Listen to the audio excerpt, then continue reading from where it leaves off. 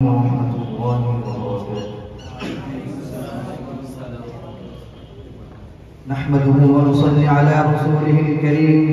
أما بعد، أعوذ بالله من الشيطان الرجيم. بسم الله الرحمن الرحيم.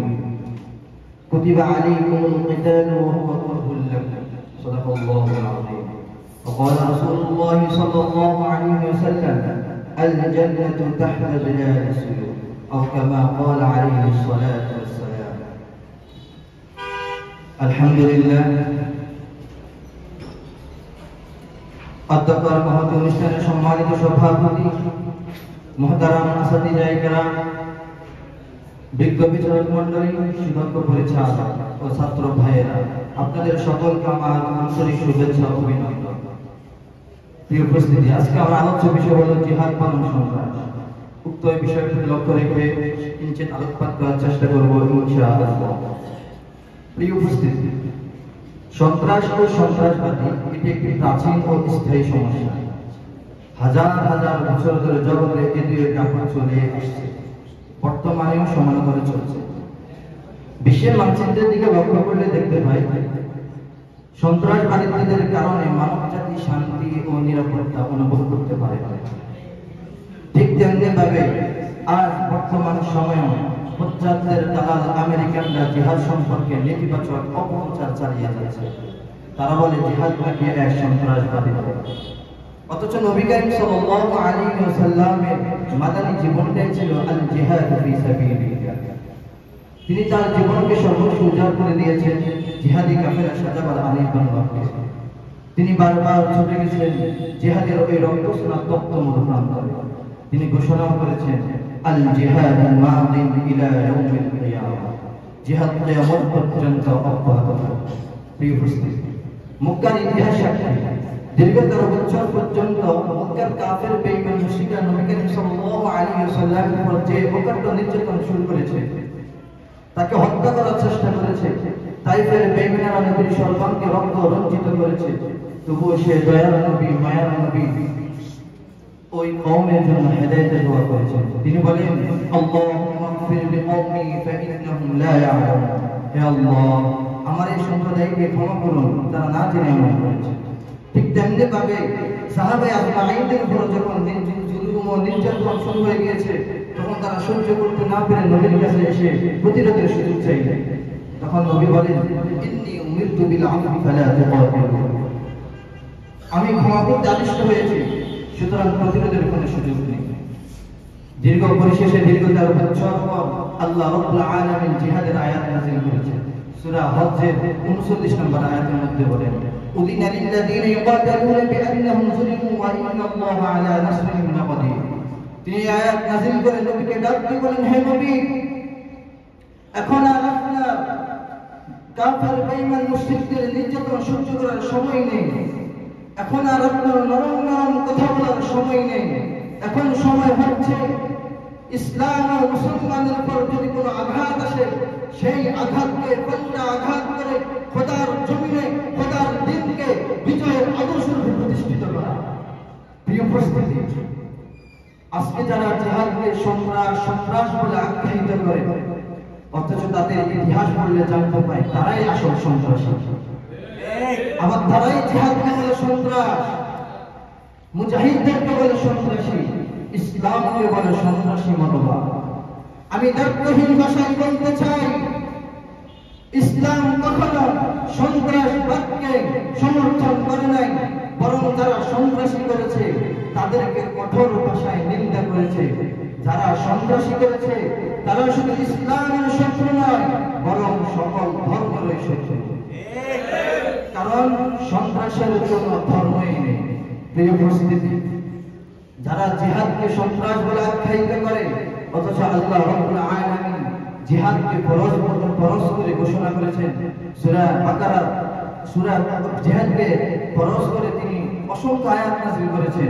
তিনি সূরা বাকারার 216 নম্বর আয়াতের মধ্যে বলেন, কুতিবা আলাইকুমুল কিতালু ওয়া হুয়া কুরহুন লাকুম। সূরা আনফাল 39 নম্বর আয়াতের মধ্যে বলেন, ওয়াকাতিলুহুম হাত্তা লা তাকুনা ফিতনাতুন ওয়া ইয়াকুনা আদ-দীনু কুল্লুহু লিল্লাহ। সূরা মাইদার 35 নম্বর আয়াতের মধ্যে বলেন, ওয়াজাহিদু ফি সাবিলিহি লাআল্লাকুম তুফলিহুন। সূরা আনফাল সূরা তাওবার 41 আয়াতের মধ্যে বলেন ওয়াজাহিদু বিআমওয়ালিকুম ওয়া আনফুসিকুম ফি সাবিলিল্লাহ। সূরা হজ 58 আয়াতের মধ্যে বলেন ওয়াজাহিদু ফিল্লাহি হাক্কা জিহাদি। সূরা তাওবার 111 আয়াতের মধ্যে বলেন ইন্নাল্লাহা আশতারা মিনাল মুমিনিনা আনফুসাহুম ওয়া আমওয়ালাহুম বিআন্না লাহুমুল জান্নাহ। সূরা ফাত 4 আয়াতের মধ্যে বলেন ইন্নাল্লাহা ইউহিব্বুল লাযীনা ইউকাতিলুনা ফি সাবিলিহি সাফফান কাআন্নাহুম বুনিয়ানুম মারসুস। প্রিয় উপস্থিতি, তিনি আরো অসংখ্য আয়াত নাযিল করেন। তিনি সূরা বাকারার 122 আয়াত মধ্যে বলেন ওয়ালা তাকুনু লিমান ইউকাতালু ফি সাবিলিল্লাহি আমওয়াত বাল আহইয়াউ।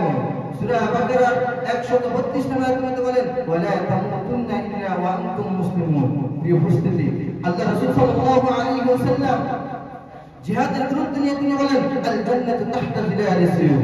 নবীর সাহাবী ওমর রাদিয়াল্লাহু আনহু শাহাদাতের কামনা নিয়ে তিনি দোয়া করেছেন আল্লাহুম্মা রযুকনি শাহাদাতান ফি সাবিলিক ওয়াজআলনা আল-মাউত বিবালাদি রাসূলিক। প্রিয় তাওহীদি জনতা, এতটা সত্ত্বেও আজকে যারা পশ্চিমাদের দালালি করে ইসলামের বিধান জিহাদকে নিয়ে সন্ত্রাসবাদের সাথে একাকার করে ইসলামকে আঘাত করতে চায়, তাদেরকে হুঁশিয়ার করে বলতে চাই আর যদি ইসলামের বিধান জিহাদকে নিয়ে কোনো বাক্য উচ্চারণ করা হয়, বাংলার টেকনাফ থেকে তেতুলিয়া রূপসা থেকে পাথুরিয়া পর্যন্ত বিদ্রোহের ঘোষণা করা হবে, বিদ্রোহের ঘোষণা করা হবে। তবুও ইসলামের বিধান জিহাদকে নিয়ে কোনো ধরনের ষড়যন্ত্র বরদাস্ত করা যাবে না। প্রিয় তাওহীদি জনতা, আমরা অন্যায়ের বিরুদ্ধে কথা বললে হয়ে যায় জঙ্গিবাদ, জিহাদের সম্পর্কে কথা বললে হয়ে যায় জঙ্গিবাদ, জিহাদের সম্পর্কে কথা বললে হয়ে যায় সন্ত্রাসবাদ। অথচ তাকিয়ে দেখুন মায়ানমারের দিকে, যেখানে আর সড়কভাবে লঙ্ঘন করা হচ্ছে মানবাধিকার। তাকিয়ে দেখুন ফিলিস্তিনের দিকে, যেখানে বাবার সামনে ছেলে, ছেলের সামনে বাবাকে হত্যা করা হচ্ছে, মায়ের সামনে মেয়ে, মেয়ের সামনে মাকে ধর্ষণ করা হচ্ছে। কোথায় সে জাতিসংঘ, যে জাতিসংঘের দায়িত্ব ছিল মাজলুমকে জুলুমদের হাত থেকে রক্ষা করা, আর সে জাতিসংঘ ইসলামকে জঙ্গি বলে, ইসলামকে সন্ত্রাস বলে আখ্যায়িত করে।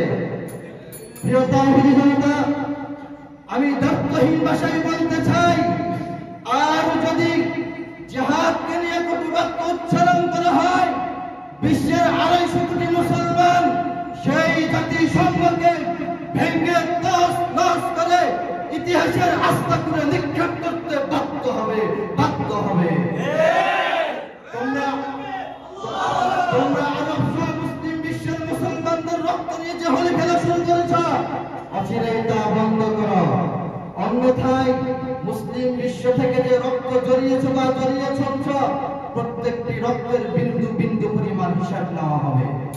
পরিশেষে আমি আল মিসবাহ ছাত্র কাফেলা বাৎসরিক অনুষ্ঠানের মঞ্চ থেকে বলতে চাই, ওহে মুসলমান, হে প্রিয় তাওহীদি জনতা, হে প্রিয় ছাত্র ভাইয়েরা, তোমরা তো সেই জাতি যাদের পরাজয় নামক কোনো শব্দ ছিল না।